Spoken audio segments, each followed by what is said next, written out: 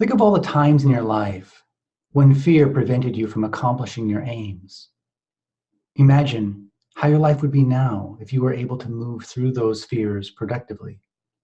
In this video, I'm going to teach you how to move through your fears so that you are no longer its slave, so that you are the master of your life. Hi, my name is Richard Haight. I'm a longtime student and now teacher of samurai arts, having received master's licenses in 4 samurai arts and 1 healing art in Japan. I'd like to share some of that wisdom with you. I'd also like to offer you a free 7-day trial of the Warrior's Meditation. This is a meditation that will help to calm your nervous system, to enliven you so that you can move through fear. Click the link below. And now on to the topic of this video. The first thing to understand is the nature of fear. Fear only exists so long as we are tethered to an identity. What fear is fundamentally a nervous response to threat, or at least a nervous response to perceived threat. What that means is, if you're asleep and a snake slithers up to you and you don't perceive it, you don't experience fear. It's not until you look at it and the nervous system perceives it as a snake that you experience fear. And the fear you'll experience at that time is quite visceral. It's not consciously chosen. It's a nervous system response. In the same way, if you look at that snake without realizing that it is a snake, you may not have the fear response. Or oppositely, if you look at a stick or a hose in the grass as you're walking along and you just happen to glance at it and your central nervous system confuses that as a snake, you will have the fear response in all likelihood. Now, some people don't have as much, they've trained out their fear of snakes, but especially if you live in a place where there's a lot of poisonous snakes, like I did in San Diego, we had diamondback rattlesnakes pretty much everywhere. And so it's a great training in fear. But fundamentally, what fear is there to help with is to help you physically survive and to mitigate risks.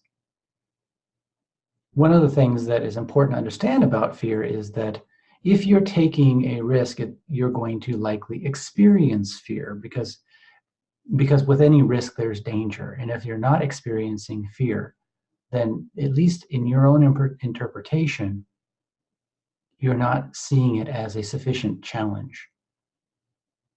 So one of the things that you want to do in life is if you want to challenge yourself to be productive, you've got to be pressing the threshold of your fear productively. I mean, this doesn't mean you need to climb Mount Everest. This is not what I'm talking about. I'm more interested, certainly as far as if we're interested in spiritual awakening, if we're interested in challenging our limitations in a productive way, we want to be challenging ourselves with aims and goals that would be commiserate with our goal of being productive. Now, of course, climbing Mount Everest could actually be part of that, but it's not for everybody. Each person's goals and values will be somewhat different. Now, one of the things that's commonly taught in the spiritual community is that fear is a bad thing. And I actually have a very different approach to that. I see fear as the teacher. And my approach to fear is very different than oftentimes how others approach fear. And so I'm most interested in how the nervous system is responding to fear.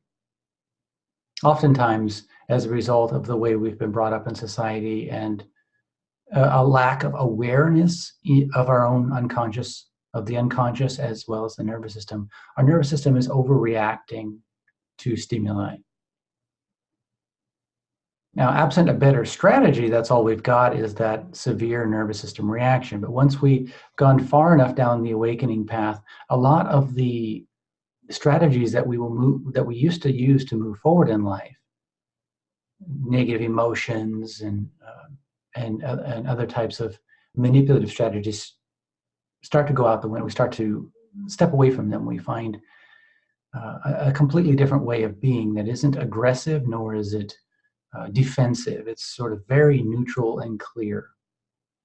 In such a case, the next barrier becomes how the nervous system is habituated to respond in a fight-flight way towards stimuli. Now, most of the way that the nervous system is actually responding, we're unconscious of. And oftentimes we're in various levels of fight or flight or avoidance. That's another type of flight. Freeze modes at a subtle level, and we're not even consciously aware of it. And this is what's causing our stress throughout the day oftentimes. And those responses are fear responses, and they're affecting our relationships with other people and our communications. So if we were to look at the communications with people, we have are the words we're speaking and what we think we're conveying. But what's actually happening under the surface is that your nervous system and my nervous system, the two individuals' nervous systems are actually in communication in a way that's completely, for most people, completely under the counter and they're not aware of.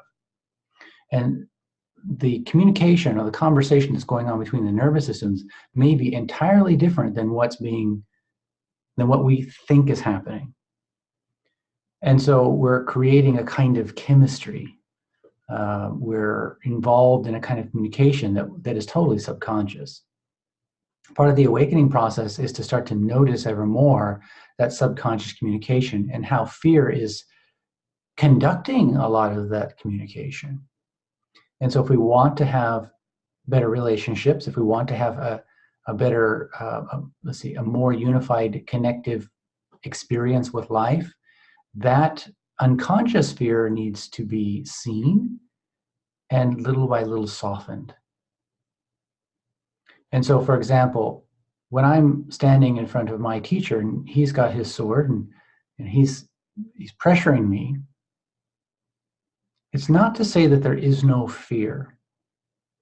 It's that fear has no control. In fact, when there's fear, I'm not trying to deny the fear, and I'm not trying to fight the fear. I'm just being with it as fully as possible and accepting it as fully as possible without any condemnation or judgment and softening the inner space. And then that softening, what happens is a kind of clarity that emerges. In such case, the right action emerges on its own. It's not something that is easily explained, but it's something that can be experienced through much practice, a lot of dedicated practice. If it's worth doing to you, you will put in the time.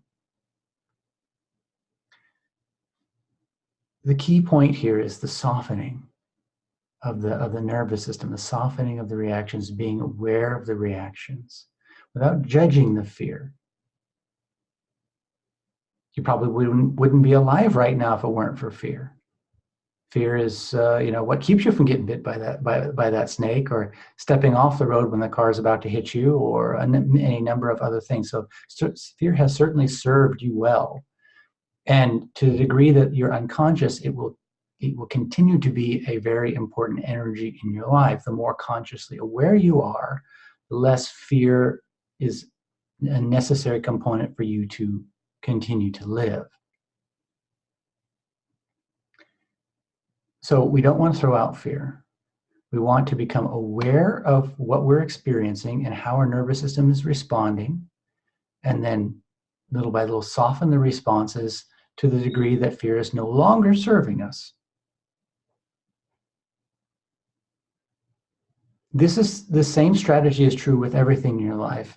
Every emotion that we have serves a purpose. Nothing is without purpose. But some of these things become less, they can take on a power of their own and become, most of these energies and emotions have taken on a power and essentially masters of our lives, and we have very little direction over our own inner realm. And that, of course, affects the external realm. So as we awaken, quite naturally, we start to soften these inner energies as we become more aware of them. And as they soften, that gives us access to information, ways of dealing with issues and strategies to deal with issues that are more powerful than maybe we had access to previously, more powerful than things that we had been taught or learned. And so we're through removing these veils of heavy emotions and whatnot, we're finding more clarity. And early on in the process, this is going to take a certain amount of courage because there is a lot of fear.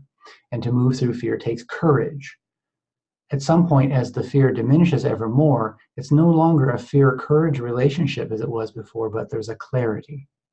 And now we're moving through life with more clarity. And we may not experience fear so much anymore.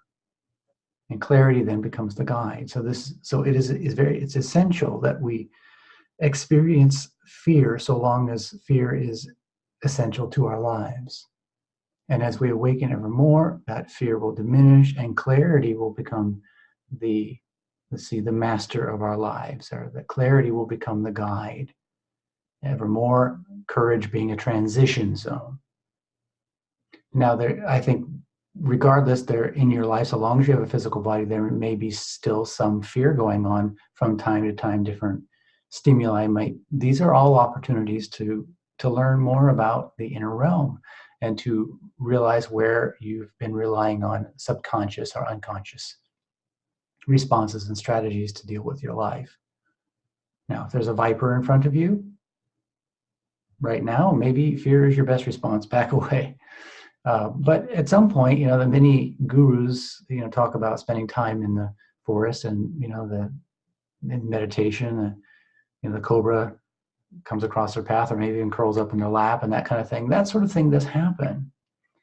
At that time, experiencing fear would be highly detrimental because the snake is now on you and it will respond. Its nervous system is more aware of fear than you are. It's going to feel it in you probably before you feel it in you. So at that time, it's important to stay very, very calm. Now, if you've not trained the nervous system sufficiently, it simply will not be an option. It simply will not be an option. You will fly into visceral fear just unconsciously, and there's a fair chance that you would be bit. During states of meditation, I have had profound interactions with wildlife, but I tend not to want to talk too much about that. I don't want people, there's a Christian sect that, for example, they handle snakes. I don't think it's such a good idea to make that a value, to handle vipers, to handle rattlesnakes and things like that, because they do get bit. And not only that, it can be quite cruel to the animal.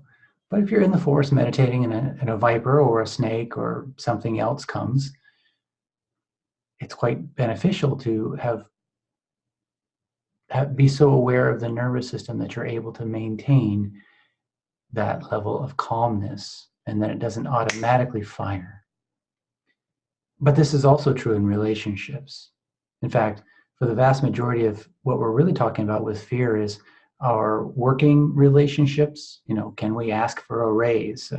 Can we go to that interview and really be on fire and honest? And, can we admit where we're lacking abilities? And, a lot of times we might lie because of our fears, or we might not be truly authentic with our relationship partners. These sort of things. These are the ways that most of us aren't going to be out in the jungle with a cobra. Reality is we're talking with our wife or our husband, or our boss, our fellow employees, our students, and these sort of things. And these are where the fears are affecting our lives. So with that, I'll remind you, the Warrior's Meditation, this is a process of reprogramming the nervous system so that you become ever more calm and aware. Click the link below. It's a free 7-day trial. Hope to see you there.